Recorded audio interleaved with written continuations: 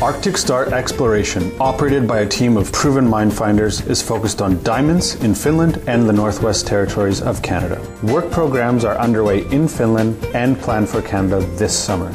Arctic Star trades on the TSX Venture Exchange symbol ADD, on Frankfurt symbol 82A1, and the OTCQB symbol ASDZF. Please visit our website arcticstar.ca or call us at 604-689-1799. Welcome to the Goddard Report. Comments made on the Goddard Report and TalkDigitalNetwork.com are an expression of opinion only. Here is Jim Goddard.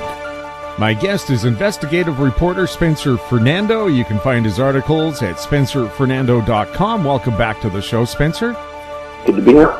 The biggest show on earth was the Trump-Un Kim summit. How do you think it went, and is there anything more that we can expect from it? Well, I think it went pretty well. I mean, it looks like it's going to be the first of a few meetings between them, so I think it's just the first step. But considering where the world was, a year ago, where, fire and fury and a lot of people can be a potential conflict, I think it's good news. There's clearly some willingness, it seems, with North Korea to at least give the appearance of wanting to change things. Whether they actually do, it remains to be seen. But, I think in a lot of ways, they're looking at all the countries surrounding them, China, South Korea, Singapore, and seeing the level of wealth that some of those countries have and thinking, maybe getting out of the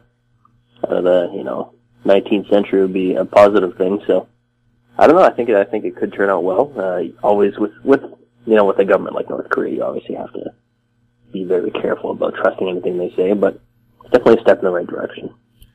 I know North Korea has made a big deal of dismantling their test facility. However, a lot of experts say it had virtually destroyed itself anyway, and they'd have to build a new one. So just doing the finishing touches to the old one was more of a public relations exercise in reality. Do you think you could trust them?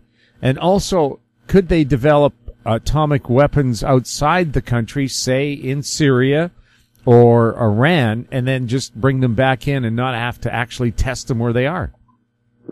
Sorry, part of the question, I couldn't hear everything. Do you think that North Korea could develop atomic weapons in some other country that's favorable to them and then just bring them back home?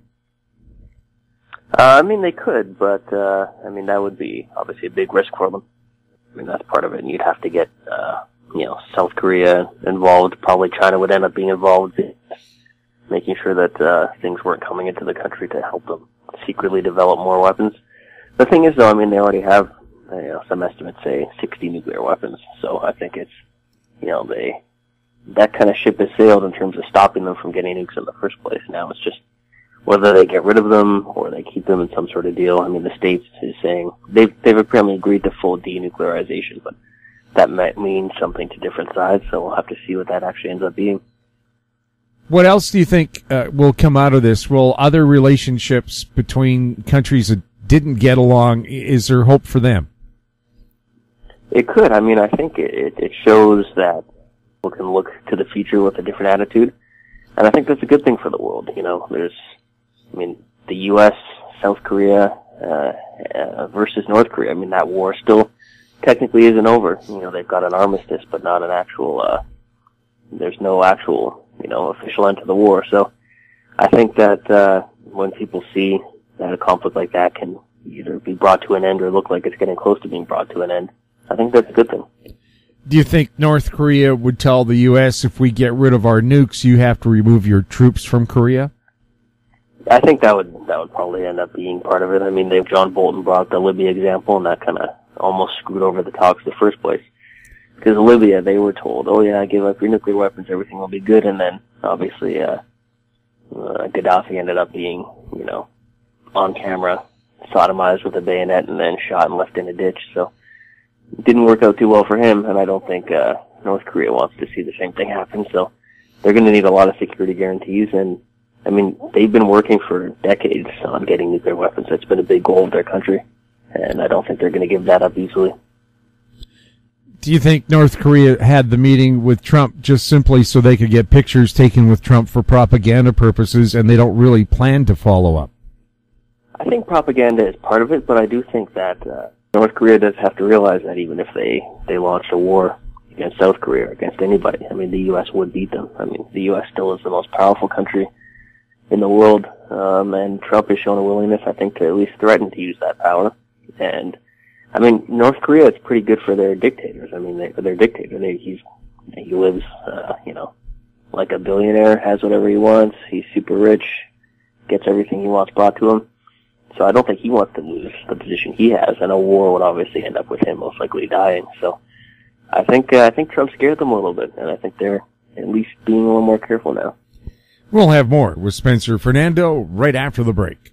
Avon Resources Limited is a gold exploration company with significant projects in British Columbia, Saskatchewan, and the Yukon. Trading on the TSX Venture Exchange, symbol ABN, and the pink symbol ABN-AF. Surrounded by world-class gold deposits and mines, Avon's 23,000 hectares Forest Kerr Gold Project is located in the heart of the Golden Triangle in northwestern BC. For more information, visit us at avonresources.com.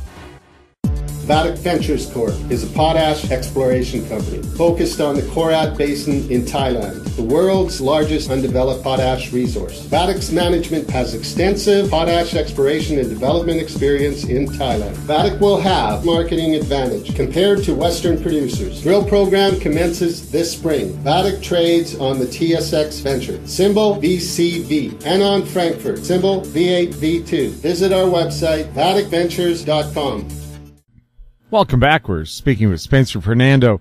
Spencer, what was your take on the G7 summit? Well, it looked like it was going okay, and then obviously there was some trouble at the end of it. I guess Trudeau went out and said Canada wouldn't be pushed around. Trump didn't like that. Trump could have stayed for the final news conference. He didn't have to leave when he did. Do you think it's because they were going to discuss global climate change? Possibly. I mean, they probably would have started lecturing about the funny thing is, I mean, the Paris Accord, everyone signs it, but then everyone says, oh, it looks like we're not going to meet our targets. I don't really know why people sign agreements like that in the first place. But he also did have to go to Singapore, so I think that kind of took precedence for the U.S. Trump called Trudeau mild and weak, and yet Trudeau stood up for Canada. How is that being mild and meek? Trudeau acted differently behind the scenes than he did publicly. Although Trudeau didn't really say anything he hasn't said before in terms of feeling insulted by the tariffs, so not really sure what Trump was referring to. It is kind of ironic because Trump will often be nice in meetings with people and then go and tweet about them later. So it's a little bit ironic that he's making that criticism. But, I mean, I'm no fan of Justin Trudeau at all, but, I think you have to say that it's a good position for him to be in politically. He gets to stand up for Canada, and he gets criticized by Trump, who's not super popular in Canada.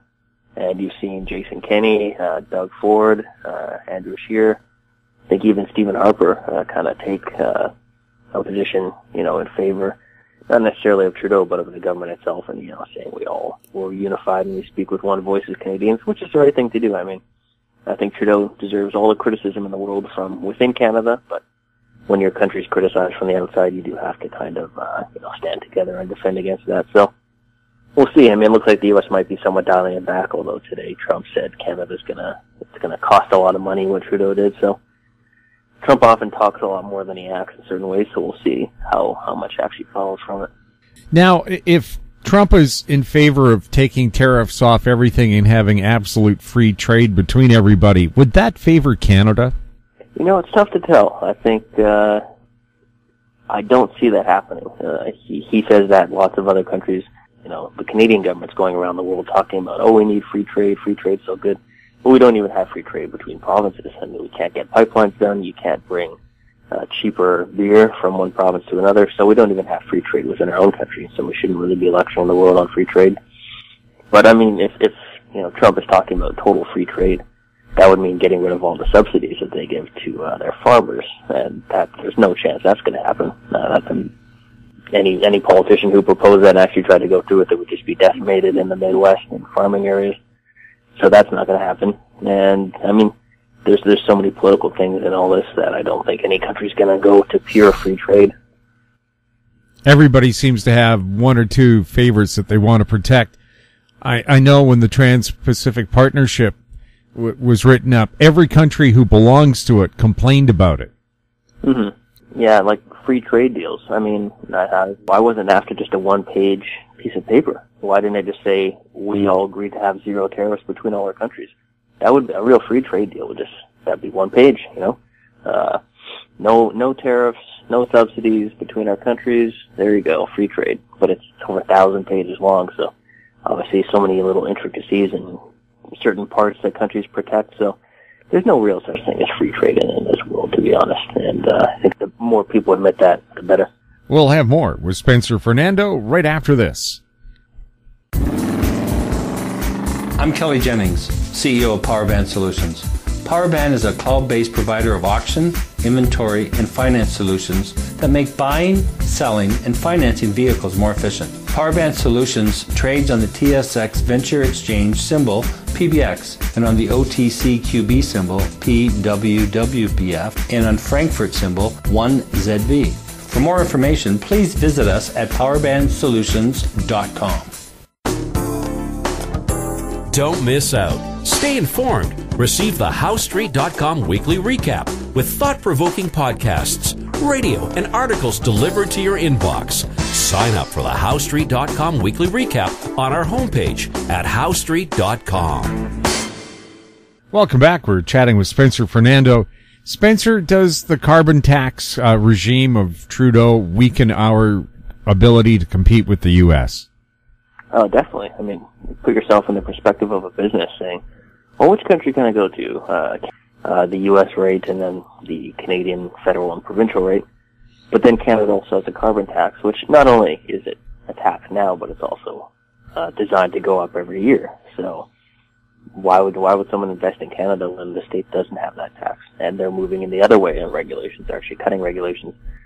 So that's what I find funny. I mean, Trudeau's doing the whole Captain Canada thing, and it's going to benefit him politically for a while. But if he really wanted Canada to compete with the States, getting rid of the carbon tax would be the first thing he would do, because that's sending billions from Canada into the States. I mean, in many ways, the Trudeau government has been Trump's best friend in terms of getting investment into the States, because it's two relatively similar countries in many ways, similar business environment, but the States is much more low tax now. So why would a business come here when they can go there? Does this tax do what they're trying to do, which is get you off carbon-based fuels?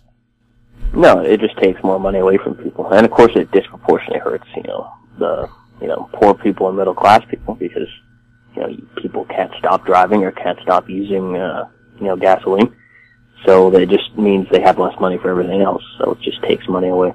I think the big thing everyone misses is that if you look throughout history, almost every big change that benefited the environment came from technology. So all this time we're spending trying to change people's behavior would be far better spent investing in technology that makes it cheaper for people to use, I guess you could say, more environmentally friendly stuff.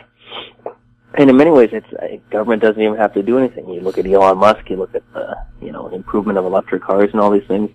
I think the free market has already taken care of the technology side. And government is just, we have to do something, so let's tax people. They should just leave it alone. People will keep using gasoline and oil for as long as it's economically feasible, and then at some point, whether it's 50, 100 years down the road, things will change. But, I mean, the world there's still clearly going to be increasing demand for oil for many, many, many years. So the fact that we not only tax our people but are holding back our energy industry, it's just costing our country money, and it's not changing the rest of the world. So we may as well be pumping the resource out and making money off of it. Is it true the latest volcanic eruptions have erased any benefit that might have been received from the carbon taxes over the last 10 years? I'm not sure. I haven't seen that, but it wouldn't surprise me. Well, volcanoes belch out a lot of carbon dioxide. Yeah, I know. I've heard that before. If Canada wants to be more independent, do we need to build up the military? Definitely. I mean, we're basically dependent on the United States for our defense. What's ironic is most of the most anti-American politicians are also the ones who are most against building up the Canadian military. So if the they hate America, but also we should be dependent on them to protect us, which makes no sense. And then I read people saying, oh, Canada's too big to defend, and we don't have enough money to have a big military. But our GDP is bigger than Russia, and Russia's 2 times bigger in terms of the land they have to take care of. And so we have a bigger economy than they do, less land, and they're seen as having either the second best or the third best military, after obviously the U.S., and then many say China is probably second place now. But either way, I mean, Russia shows that you can have a relatively, average size economy, lots of land, and you can still have a big military. So the idea that, we can't afford to have a strong military makes no sense. I mean, we just don't choose to invest. I mean, the U.S. spends 3% of GDP, Russia's about 4.5%, China's about 2%, and we spend at most about 1% of our GDP on the military, so it wouldn't take much to greatly strengthen it. Well, a television investigation found that Canadian troops have no defense against drones, and everybody and their puppy now who has a gun apparently has a drone except for Canada. And a lot of the companies that sell drones and drone defenses are Canadian, but the Canadian government doesn't buy them. Why is that? I think it's just partly historical reasons. I think, unfortunately, after World War... people forget, after World War II, Canada had a huge military. I think we had the 3rd or 4th biggest Navy in the world, large Air Force, a lot of troops. Obviously, that gets drawn down after a huge war, but it got taken down to such an extent that the military is almost non-existent now. So, and I think the Liberals did a good job, unfortunately, of rebranding Canada. I mean, the whole peacekeeping thing, that's not really our history. World War I, World War II, Korean War, Canada's been involved in a lot of conflicts and done very good in them. And then we got rebranded, we're a peacekeeping country, which, that's interesting. We really end up, I think, kind of changing the historical perspective people had, weakening the country, and then, we just don't spend anything on the military. Our whole strategy seems to be, let's hope nothing bad happens. And if something bad happens, then the U.S. will protect us. So that's not really fair to the U.S. in many ways, because we're asking them to spend more on their military, so we don't have to, even though we should be taking care of our own defense. And it's not fair to our own country, because any self-respecting country should have at least a basic ability to protect themselves, not just hope for the best. The Doug Ford phenomena in Ontario, an overwhelming victory for his progressive conservatives. What do you think happened there? Was it a case of they just didn't like Catherine Wynne anymore, or did they really love Ford? Well, I think it's a mix. I think, Doug Ford has a lot of strong supporters. I think he ran a great campaign. I think he communicated with people in a way that's much better than how past PC leaders have. And, he actually has, experience in business. He connects with people. Both him and his brother had a good reputation for connecting with people. And I think it's good news for Ontario. And, I think he had a core group of supporters who stuck with him no matter what. Then the combination of the dislike for Kathleen Wynne, and then I think really the fear of the NDP. Andrea Horwath was effective at presenting I think a fake image of being a moderate, reasonable person. It's good for covering up the kind of ideological extremism of the NDP. Once people started seeing their candidates, they were a bunch of crazy people, really. Some of their candidates were just nuts. Anti-police, one who used racial slurs against police, the one who had posted some sort of Hitler thing on her Facebook that said, I don't know how that got there, it must have been hacked, but then they didn't investigate any hacking. All this kind of stuff, just a lot of crazy candidates. The one who was against Remembrance Day, and then she didn't get rid of any of them. She defended all of them, even the most extreme ones. And I think people really started thinking, okay, well, if these guys get into government, who's going to be the finance minister? Who's going to be the justice minister? Probably not a good idea. So I think all those things came together, and it worked out well for Doug Ford. Do you think people might have investigated what's happening with the NDP in British Columbia, where they're doing their very best to slap extra taxes onto people who might have little money? I think so. The NDP has a stereotype of being anti-business, and it seems like they're doing their best to confirm that stereotype for people, and I don't think people wanted to take that chance. Spencer, do you think if Canada, U.S. had a free trade agreement that was truly free trade, could the CMHC survive such a regime? It's tough to tell. I mean, that's where free trade gets to be a complicated thing. You know, almost every country is subsidizing lots of different things in many different ways, and that obviously distorts the market. And sure, in a pure free trade, countries would have to get rid of that. But the issue is that even in a free trade deal between a few countries, that still wouldn't mean free trade throughout the world. So countries would want to keep subsidies to protect against other countries that don't have, that weren't part of the free trade deal. So I think it just points to the fact that, pure free trade is almost impossible. It doesn't exist really anywhere in the world. And it's unlikely to exist no matter how much people keep saying it will. Do you think Canadians would love to have access to American banks to have a locked-in 30-year mortgage so you know your rate wouldn't go up? I think so. I'm sure there'd be some distrust at first, considering how much worse they did during the financial crisis. But yeah, I mean, people would get a chance to save some money, with the downside, of course, of increased risk. But yeah, I don't see that really happening. I don't see Canada opening up much to U.S. banks. Well, thanks a lot for talking with us. All right. My guest has been investigative reporter Spencer Fernando. You can find his articles at spencerfernando.com. You're listening to the Goddard Report on TalkDigitalNetwork.com. You can find us all over the net if you just put in the Goddard Report. Thank you so much for listening. If you have any questions for Spencer or any of our other guests, you can send them to info@howstreet.com.